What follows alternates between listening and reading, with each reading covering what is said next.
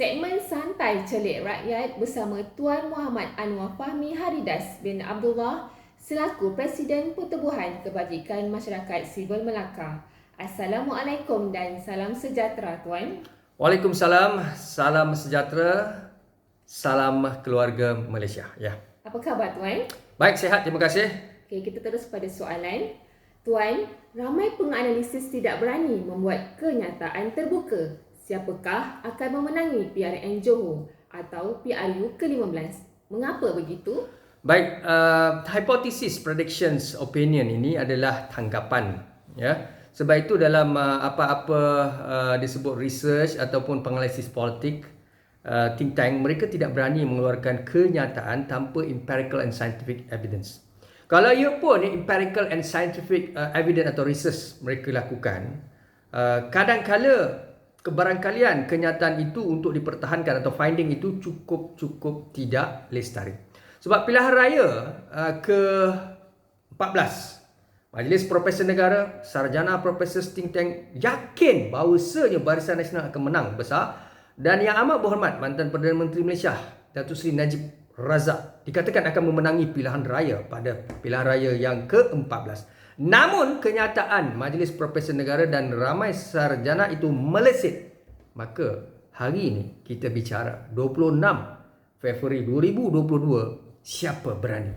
Mungkin saya akan memberikan pandangan tertentu. Baik, apa pun bagi saya itu antara sebab mereka bimbang untuk mengeluarkan kenyataan dan dikhawatiri pada masa akan datang, khususnya media perdana, mungkin juga media cetak, wartawan dan sebagainya, tidak lagi mahu memohon pandangan ataupun sharing section dengan scholars think tank penganalisis politik berkaitan kerana beliau beria-ia bersungguh-sungguh menyatakan kemenangan parti A dan B. Namun hasilnya kecewa. Ya. Apa pula pandangan Tuan berkaitan PRN Johor? Siapa dijangka mampu membentuk kerajaan negeri pada masa terdekat? Baik, bagi saya melihat kepada caretaker itu. Ya, di Melaka kita sebut caretaker apabila DUN dibubarkan, begitu jugalah di Sarawak. Kekuatannya kepada kerajaan federal government secara kebetulan adalah yang amat berhormat Datuk Seri Ismail Sabri Yaakob. Sudah pasti branding UMNO Barisan Nasional trending. Government missionary lebih serasi dengan aspirasi kerajaan yang sedia ada. Walaupun kerajaan keluarga Malaysia ini kerajaan campuran. Namun perlu diingat bahawasanya kita melihat kepada siapakah ikon di belakang takbir kepimpinan politik kerajaan persekutuan dan government missionary di Johor. Jadi bagi saya melihat di Johor adalah daripada dahulu kubu kuat Barisan Nasional UMNO. Dan saya menyantuni perasaan dan saya pernah berada di Johor hampir 10 tahun. Dan saya tahu dan saya yakin, namun saya tidaklah mahu melangkaui kuasa Tuhan. Namun saya yakin kepada kepimpinan legasi dan sebagainya dan juga pengalaman pengaruh, UMNO masih bertaring ataupun masih lagi mempunyai cengkaman yang kuat di Johor. Gempar Johor. Kita tunggu apakah yang berlaku. Mengapa Tan Sri Muhyiddin Yassin, YB Syed Saddiq antara individu yang menolak bertanding di PRN Johor? Baik, ini melibatkan kepada ethos, credibility, ya, ketokohan. Tan Sri Muhyiddin Yassin adalah orang kuat di Johor, pemimpin veteran di Johor, pernah menjadi Menteri Besar di Johor dan Perdana Menteri Malaysia. Pengaruhnya cukup kuat. Andai kata beliau bertanding di DUN, tiba-tiba kalah, maka imej reputasinya merudup. Maka bahananya adalah pilihan raya ke-15 apabila Parlimen dibubarkan.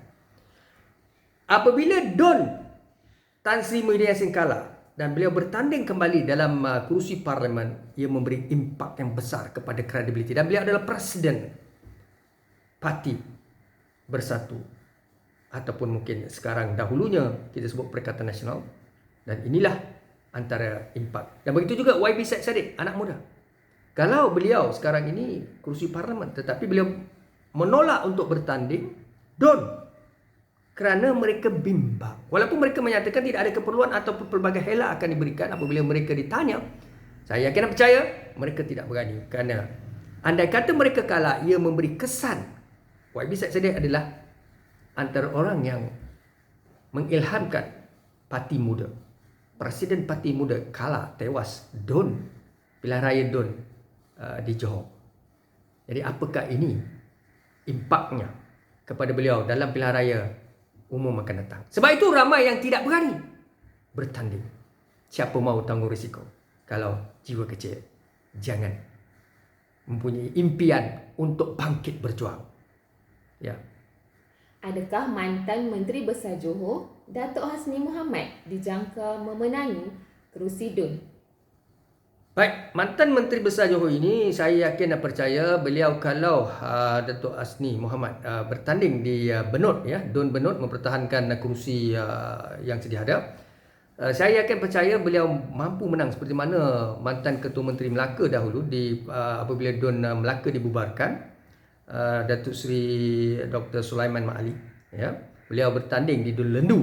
Saya sudah highlightkan perkara ini, saya turun padang, saya merakam video dan sebagainya. Saya yakin percaya calon PKR akan tewas apabila bertanding dengan mantan Ketua Menteri Melaka. Dan sekarang ini Ketua Menteri Melaka masih lagi, dan itulah kenyataan saya. Saya telah viralkan video itu dan saya yakin percaya beliau iaitu Datuk Seri Sulaiman Mak Ali ini akan memenangi pilihan raya. Dan sudah terbukti beliau menang. Dan banyak ramalan saya yang didapati di Johor, termasuk Tuan Adli Zari, YB Adli Zari atau Tuan Adli Zari Bukit Katil, saya menyatakan beliau akan menang walaupun beliau pada ketika itu memangkam. Saya tidak bias. Begitu juga saya ingin menyatakan kenyataan berulangan, kemenangan pasti. Namun tidak saya yakini apabila tidak mahu melangkaui kuasa Tuhan, tapi apapun 90% bagi saya, beliau mampu mengekalkan kedudukan kerana pengaruh beliau sebagai Menteri Besar Johor dan mendapat restu Tuanku Sultan. Dan inilah salah satu kekuatan mantan Menteri Besar dan Ketua Menteri apabila menerajui kepimpinan federal, state, local government itu merujuk kepada Datuk ahli yang dipertua, ahli majlis, dan kalau adalah pilihan raya peringkat kerajaan tempatan. Ya. Mengapa DUN dilihat dibubar mengikut turutan bermula dari Melaka, kemudian Sarawak dan sekarang Johor? Itulah kekuatan untuk Barisan Nasional, kerana Barisan Nasional ini kita melihat di persekutuan diketuai oleh Yang Amat Tan Sri Ismail Sabri Yaakob. Ini adalah antara strategi blueprint dasawarsa untuk memastikan Barisan Nasional kembali. Ya. Kerana bagi saya kalau kita buat pilihan raya umum serentak, kekuatan untuk Barisan Nasional menang itu agak tipis.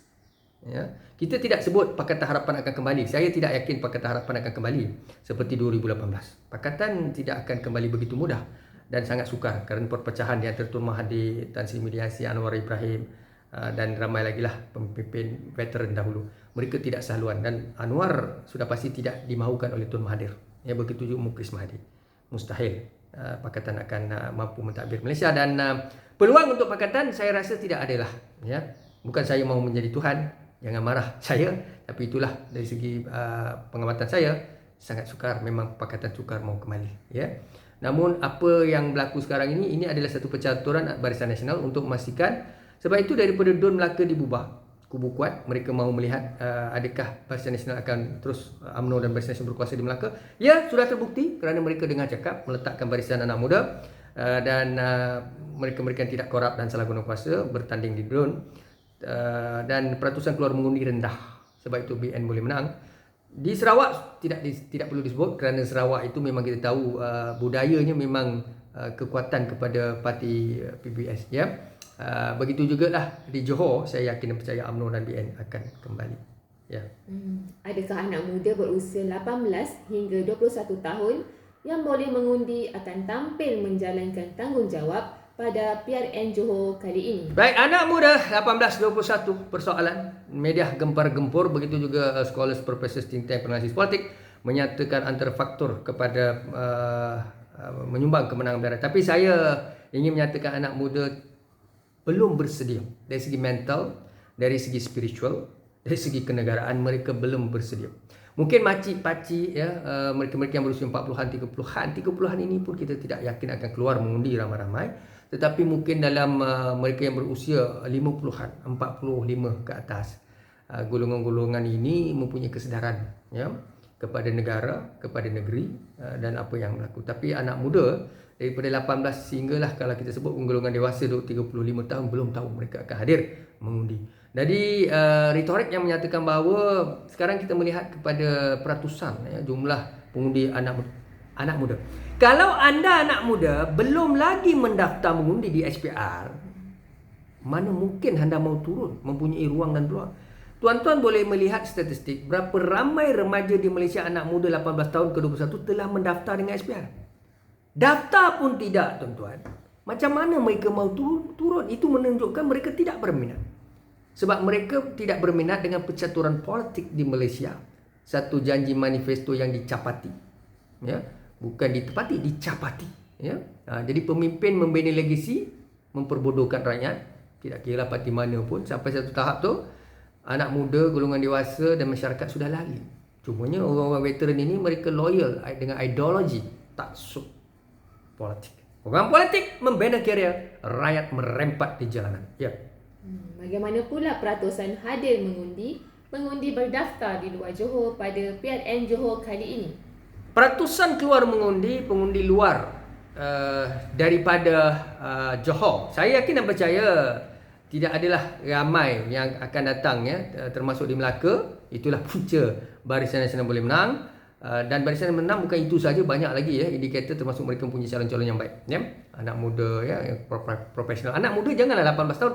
Ya, kalau nak calonkan anak muda tu bagi saya 35 ke atas lah. Janganlah muda sangat ya. Baik, kita sudah melihat kalau letak anak muda sangat takkan menang ya. PRU ke-14 jangan disamakan dengan PRU 15 dan juga DUN ini ya, berbeza. Jadi orang luar daripada negeri Johor, yang rakyat negeri Johor ni, adakah mereka mau kembali mengundi? Saya tidak yakin. Tunggu, kita saksikan. Apakah metod dan pendekatan Tun Mahathir melalui coretan warkah sebaran pujukan mengundi serta kenyataan media akan membuatkan rakyat Johor akan memilih calon penjuang di Johor kali ini? Baik perjuangan pejuang Tun Dr. Mahathir Mohamad, kita yakin dan kita tahu penuh dengan pujukan retorik. Sangat kita melihat kepada Mahathir adalah tokoh veteran. Adakah ini akan berjaya melalui coretan, penulisan, press conference, press release? Dan Datuk Seri Mukris juga menyatakan bahawa Tun Mahathir akan menjadi ikon gerakan utama. Walaupun Tun mungkin tidak akan hadir di Johor, tapi saya tidak yakin pejuang akan menang besar di Johor, dan itu bukan satu kekuatan sebenarnya bagi kemenangan ya. Dia tidak boleh bersandarkan kepada Tun Mahathir, dan Tun Mahathir kita tahu Tun memang menggunakan strategi begini ya, daripada dulu sehingga sekarang. Tun akan mempengaruhi rakyat dengan emosi. Ya, jadi sekarang ini Tun sebut beliau tidak ada masa yang panjang, seakan-akan keluar daripada IJN dan sebagainya dengan usia, faktor dan sebagainya, memohon kepada pengundi muda, pengundi Melayu, sebab Tun mahu memastikan UMNO BN ini ya, tidak disokongi oleh pengundi Melayu. Jadi untuk pada pemerhatian saya, my personal observation, I don't think so that pejuang they have it could be strength and they can convince the voter to vote them, right? So bagi saya tidak. Pejuang boleh buat apa saja pejuang mahu, PKR boleh buat apa PKR mahu, ataupun PH maupun BN UMNO, tetapi kalau merujuk pada pejuang, itu strategi politik. Orang Johor tidak mudah diperkotak-katakan. Bangkit Johor! Ya, silakan. Bagaimana pula kemenangan YB Dr. Mazli Malik di Don Layang-Layang? YB Mazli Malik ni sebenarnya saya melihat kepada test market ya, maknanya Datuk Seri Anwar Ibrahim juga mahu melihat kemampuan Dr. Mazli Malik. Sebab baru ni kita dengar ura-ura untuk PKR ya, membuat kenyataan, dia sebutnya sebagai siapakah yang layak menjadi Menteri Besar Johor. Adakah dengan mengempar-gempurkan nama Dr. Mazli Malik ini akan menyebabkan rakyat pengundi Johor akan yakin? Dan apakah aura Mazli Malik ni, Dr. Mazli Malik ni dilihat sebagai penyumbang, beliau dilihat sebagai transparan, berintegriti, telah berjaya dalam kepimpinan sebagai Menteri Pendidikan walaupun 1.5 tahun ya, walaupun 1,5 tahun. Ya, apa pun beliau lakukan apa yang beliau mau melakukan, itu semua dia bukan isunya tahun ataupun berapa lama timeline itu menjadi menteri, tapi isunya adalah adakah beliau berintegriti, bermaruah, berprinsip dan sebagainya. Ya. Apapun bagi saya tidak melihat kemenangan itu berpihak kepada Dr. Masli Malik. Cuma Datuk Seri Anwar Ibrahim mahu melihat apakah pengaruh itu wujud di Johor. Itu sebabnya Masli Malik ini diberi ruang dan peluang untuk bertanding kerusi DUN. Jadi sekiranya dia kalah seperti berlaku kepada YB Samsul Iskandar di Melaka, kerana beliau bertanding DUN dan terlalu yakin akan menang, akhirnya kalah, tewas. Dan ini memberi impak kepada YB Samsul Iskandar di Johor sebenarnya, di Melaka, pilihan raya Melaka lepas, kerana beliau ada lagi kerusi parlimen, belum lagi parlimen dibubarkan. Tetapi bagi saya, ia telah memberi impak, kesan, imej, reputasi terjejas. Dan ini paradigm, mindset, worldview pengundi Melaka besok kepada YB Samsul Iskandar ini akan berubah. Sebab itu bahaya kalau kita tewas. Kalau menang tak apa. Jadi ini akan berlaku kepada YB Masli Malik sekiranya kalau beliau bertanding hari ini penamaan calon, ya, di Johor 26 Mei bulan 2. Kalau dia bertanding benar di DUN layang-layang dan Dr. Masli Malik kalah, tewas, dia memberi impak, kesan yang besar di parlimen, kursi parlimen untuk beliau, dan mungkin masa depan beliau dalam karier politik, khususnya PKR. Apakah legasi kepimpinan Sultan Johor mampu mempengaruhi PRN Johor, dan mengapa ramai presiden parti meraih publicity untuk menghadap Sultan Johor dan TMJ serta viralkan gambar di istana? Daulat tuanku, daulat tuanku, daulat tuanku. Siapa tidak mengenali Tuanku Sultan Johor dan TMJ? Pengaruh legasi. Baik saudara, memang itulah hajat di Johor. Kita mempunyai satu budaya kepimpinan, ya, Kesultanan Johor yang agak berbeza. Kerana di Johor apa saja anda mahu lakukan, khususnya melihatkan pentadbiran kepimpinan politik, agama dan sebagainya, mesti mendapat restu Tuanku Sultan. Sebab itu ramai pemimpin politik, ketua jabatan dan siapa saja akan bimbang dan takut dengan legasi kepimpinan Kesultanan Johor. Menghadap Tuanku di istana adalah satu kekuatan untuk parti masing-masing menterjemahkan, kononnya mereka mempunyai hubungan baik ataupun mereka direstui oleh Tuanku Sultan. Dan ingatlah bahawa pemimpin seperti TMJ, ya, Tuanku Istana Johor, memang akan menerima menghadap mana-mana pemimpin politik, kerana sudah pasti istana tidak mahu bias kepada BN dan UMNO. Jadi kalau Perdana Menteri Yang Amat Hormat Datuk Seri Ismail Sabri mahu menghadap Tuanku Sultan Johor, Tuanku akan berkenan. Begitu juga Datuk Seri Anwar Ibrahim yang viralkan bergambar dengan TMJ. Apapun persoalannya adalah apa yang sedang berlaku. Adakah rakyat bijak menghidu, melihat, memantau, merisik dan tahu permainan politik?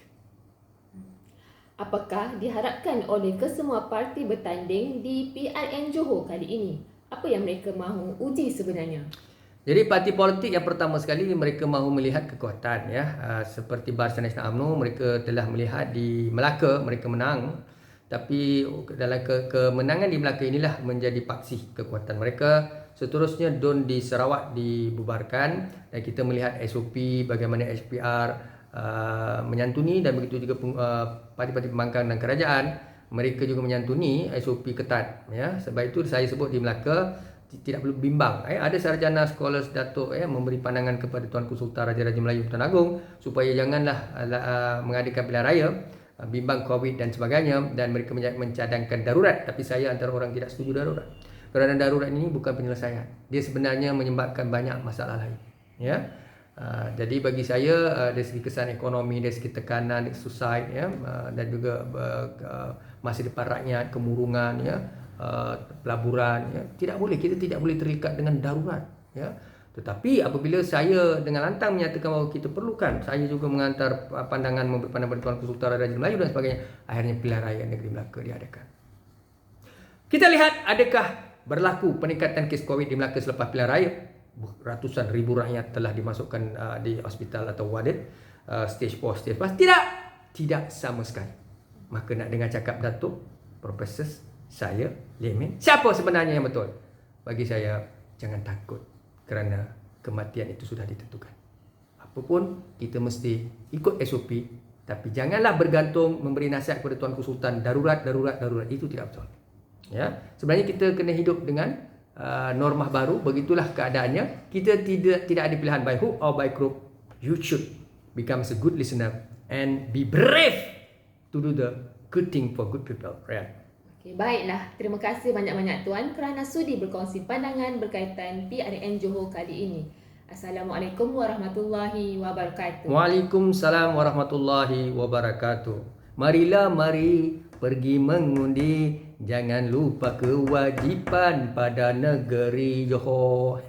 Johor, hidup Johor, hidup Johor, hidup Johor. Syukran dan terima kasih. Assalamualaikum warahmatullahi wabarakatuh.